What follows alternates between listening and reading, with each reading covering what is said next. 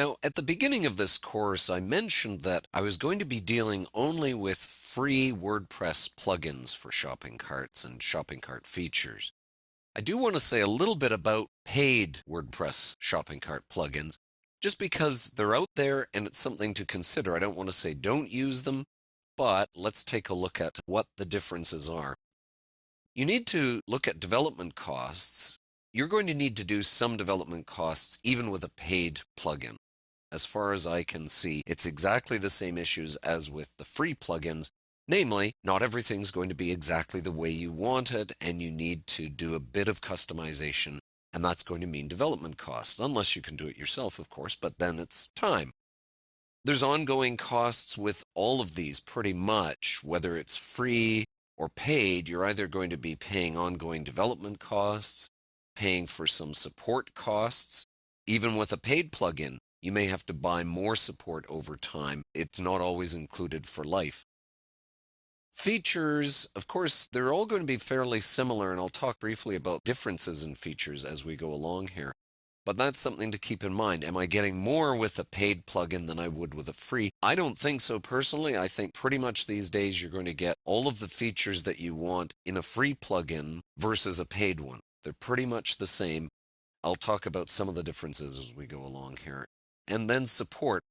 Now, this is something that does differ a fair bit between free and paid plugins. Obviously, with a paid plugin, you're giving them some money up front. You're going to expect better support.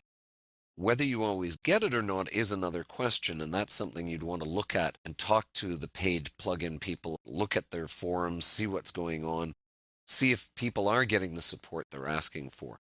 Having said that, quite often the support you need actually comes directly from the developer that you're hiring to help you with it. And as I said, you're probably always going to have some sort of developer costs in all of this, whether it's free or paid. And they're the ones that are going to be your support liaison typically. And then they either talk directly to the plugin people or the other support communities in WordPress. So support, again, it's not clear cut that paid plugins are giving you better support than the free ones anyway. Let's take a look at a few of the paid plugins that are out there, and we'll talk about some of these issues as we go along.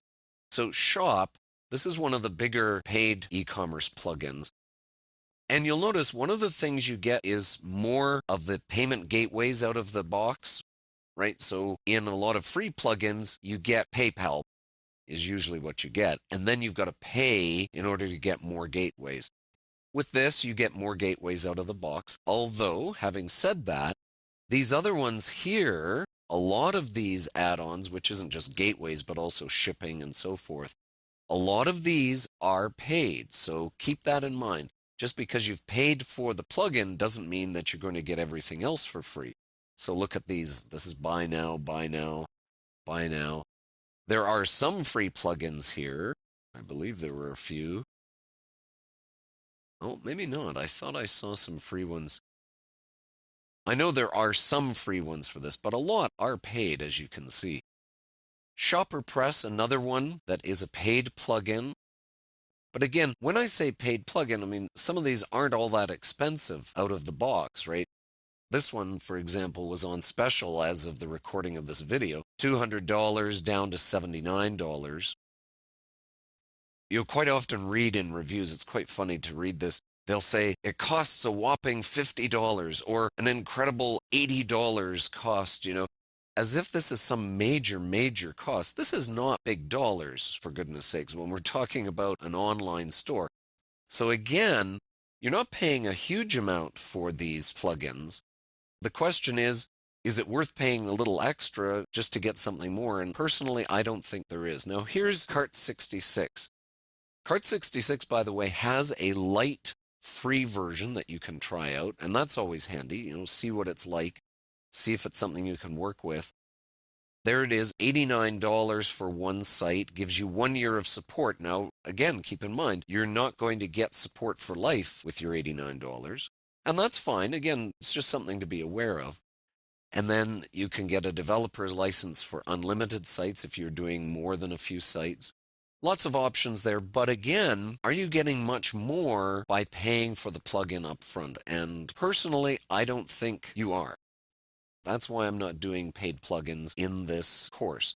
I think you're going to pay for it somehow. You're going to pay for free plugins in some way, and I go into that as we go through all of these plugins and take a look at them. I give you the realistic costs, right? They're not free, but neither are the paid ones paid once. You're going to keep paying for things even with a paid plugin, whether it's development, whether it's add-ons. Again, here's one, $54.99.